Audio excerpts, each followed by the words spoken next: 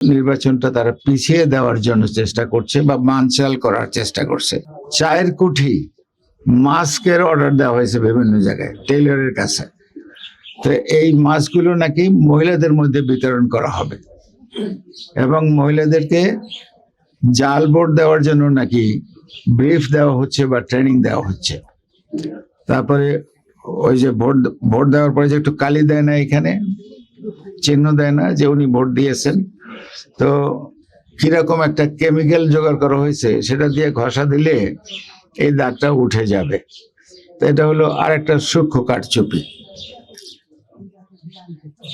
তো এরকম আরো কিছু পয়েন্ট আছে।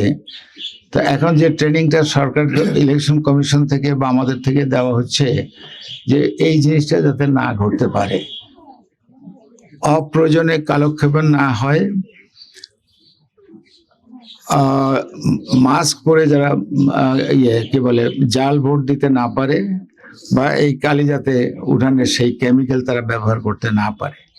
আর একটা আছে, সেটা স্থূল আর সূক্ষ্মের মাঝামাঝি, সেটা হলো ওখানে ইচ্ছা করে একটা ঝগড়াঝাটি বাজিয়ে কেন্দ্রটা বন্ধ করে দেওয়া হলো। এ হলো একটা দিক। আর একটা দিক হলো দেশি বিদেশি ষড়যন্ত্র।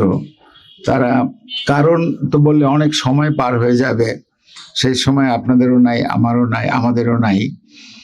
সেটা হলো নির্বাচনটা তারা পিছিয়ে দেওয়ার জন্য চেষ্টা করছে বা বানচাল করার চেষ্টা করছে। যদি নির্বাচনটা বানচাল করতে পারে, অটোমেটিক্যালি পিছিয়ে গেল, তো সেটার দিকেও আমাদের খেয়াল রাখতে হবে।